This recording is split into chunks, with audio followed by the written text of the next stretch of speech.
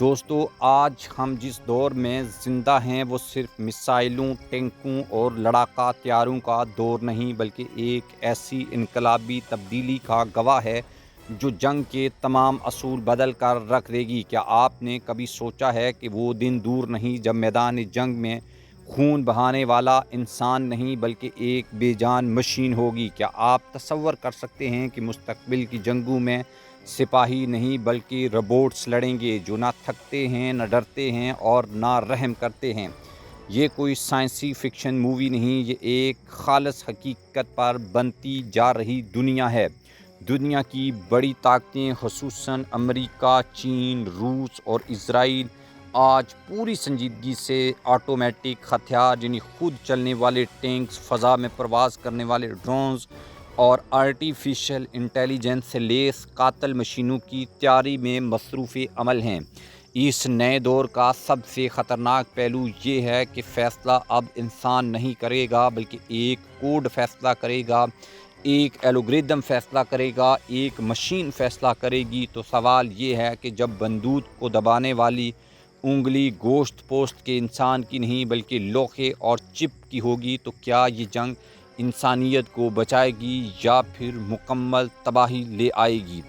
دنیا کی طاقتور ترین افواج اب بندوق چلانے کے لیے سپاہوں کی بھرتی نہیں کریں گی بلکہ اے آئی سے بنائے گئے رپورٹس کی تیاری پر اپنا سرمایہ لگا رہی ہیں۔ امریکہ نے ایسے ڈرونز بنائے ہیں جو بغیر انسان کے کنٹرول کے خود ہدف تلاش کر کے اسے نشانہ بنا سکتے ہیں۔ روس نے ایسے آٹومیٹک ٹینک تیار کیے ہیں جو خود فیصلہ کر کے دشمن پر حملہ کرتے ہیں۔ چین نے تو ایسے روبوٹک سپاہی تیار کر لیے ہیں جو میدان جنگ میں انسانوں کی طرح حرکت کرتے ہیں، چھپتے ہیں، حملہ کرتے ہیں اور دفاع بھی کرتے ہیں۔ اور ان روبوٹس میں جدید سینسرز، کیمرے، ریڈار، حرارتی شناختی نظام اور مصنوعی ذہانت کا ایک حسین امتزاج دیکھنے کو ملتا ہے جو انہیں ناقابل شکست بناتا ہے۔ دوستو، یہ مشینیں صرف میدان جنگ میں ہی نہیں بلکہ سمندر، خلا اور سائبر دنیا میں بھی متحرک ہو چکی ہیں۔ امریکہ کا پریڈیٹر ڈرون افغانستان، عراق اور شام میں ہزاروں حملے کر چکا ہے۔ اسرائیل کے ہارپی نامی خودکش ڈرون تیار کیے ہیں جو ریڈار کو تلاش کرتا ہے اور اس پر گر کر خود کو دھماکے سے اڑا لیتا ہے۔ ان روبوٹس کو کسی جذبات، تھکن یا رحم کی کوئی پرواہ نہیں ہوتی۔ یہ ہر وقت ہر ہدف اور پر درست اور زبردست نشانہ لگانے کی صلاحیت رکھتے ہیں۔ یہ ڈرونز اگر کسی ایک گاؤں کے تمام مکینوں کو ختم کرنے کا حکم ملے تو یہ وہ پلک جھپکنے میں وہ کام سر انجام دے دیں گے کہ بغیر سوال کیے، بغیر رکے۔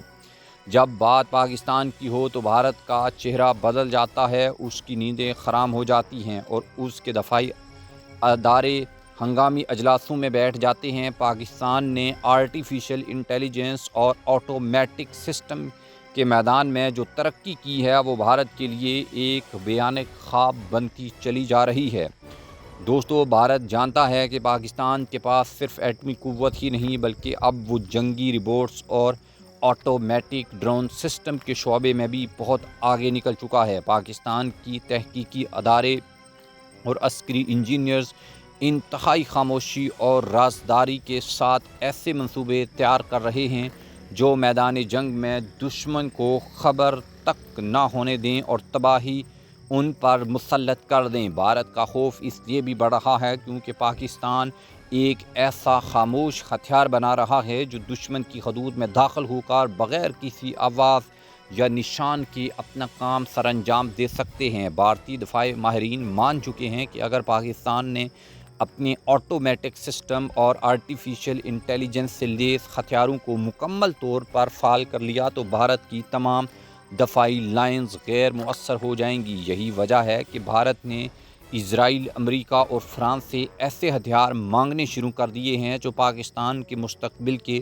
آٹومیٹک سسٹمز کا توڑ نکال سکیں گے۔ لیکن سچ یہ ہے کہ پاکستان اس وقت بھارت کے مقابلے میں کئی سال آگے نکل چکا ہے اور یہی حقیقت بھارت کو اندر سے کھائے جا رہی ہے۔ پاکستان کے وہ دماغ جنہیں کبھی اپنے ملک میں وسائل کی کمی کا سامنا تھا، آج دنیا بھر میں فوجی، روبوٹکس اور آرٹیفیشل انٹیلیجنس کے شعبے میں اہم کردار ادا کر رہے ہیں۔ چاہے وہ امریکہ کی دفاعی کمپنیوں میں کام کرنے والے پاکستانی انجینئرز ہوں، یا چین کے عسکری منصوبوں کے مشیر ہوں، یا یورپ کے تحقیقی اداروں میں آرٹیفیشل انٹیلیجنس پر کام کرنے والے سائنسدان، ہر جگہ پاکستانیوں کی موجودگی یہ صرف قومی فخر نہیں بلکہ عالمی سطح پر پاکستان کی علمی برتری کا ثبوت بھی ہیں۔ پاکستانی سائنسدان نہ صرف غیر ملکی اداروں میں بلکہ اپنے ملک میں بھی حیران کن ترقی کر رہے ہیں۔ نیشنل ڈیفنس کمپلیکس، پارکو، نیسکام، پی اے ایف اور آئی ایس آئی کے تحت ایسے خفیہ منصوبے چل رہے ہیں جن کا مقصد میدان جنگ کو مکمل طور پر مشینی اور آٹومیٹک بنانا ہے۔ پاکستانی نوجوان انجینئر، کوڈز اور مصنوعی ذہانت کے ماہرین ایسے خودکار نظام بنا رہے ہیں جو دشمن کے ہر وار کو ناکام بنا سکتے ہیں۔ ان میں سے بعض روبوٹ تو اتنے ذہین ہیں کہ وہ دشمن کے منصوبے خود سمجھ کر اس کا توڑ نکال سکتے ہیں۔ یہی وجہ ہے کہ پاکستان کی دفاعی صلاحیت صرف روایتی ہتھیاروں تک محدود نہیں رہی بلکہ اب وہ مستقبل کی جنگوں میں فیصلہ کن برتری حاصل کرنے جا رہا ہے۔ جب دنیا میدان جنگ سے انسانوں کو نکال کر مشینوں کو لانے کی تیاری کر رہی ہے تو یہ نہ صرف عسکری انقلاب ہے بلکہ اخلاقی، انسانی اور عالمی سطح پر ایک بڑا سوالیہ نشان بھی ہے کہ اگر کل کو ایک خود کار روبوٹ جنگ کے دوران کسی گاؤں پر حملہ کرے اور ہزاروں معصوم لوگوں کو مار دے تو اس کا ذمہ دار کون ہوگا؟ مشین یا وہ انسان جس نے اس کا کوڈ لکھا ہے؟ یہ وہ سوال ہے جن پر دنیا کو سوچنا ہوگا۔ لیکن اس کے ساتھ ساتھ حقیقت یہ ہے کہ جو قومیں اس دوڑ میں پیچھے رہ گئیں وہ مستقبل کی جنگوں میں غلام بن کر رہ جائیں گی۔ پاکستان اس وقت میدان میں آگے بڑھ رہا ہے، خاموشی سے، مسلسل اور پختگی کے ساتھ۔ ہماری فوج، ہمارے سائنسدان اور ہماری قوم جانتی ہیں کہ آنے والی جنگیں جذبے سے نہیں ٹیکنالوجی سے جیتی جائیں گی، اور جو قوم اپنی سرحدوں کا دفاع خود کار انداز میں کر لے گی اسے دشمن کبھی للکارنے کی جرات نہیں کرے گا۔ تو سوال یہ ہے کہ اگلی جنگ میں روبوٹ لڑیں گے یا انسان؟ سوال یہ ہے کہ ہم ان روبوٹس کے مالک ہوں گے یا ان کے غلام؟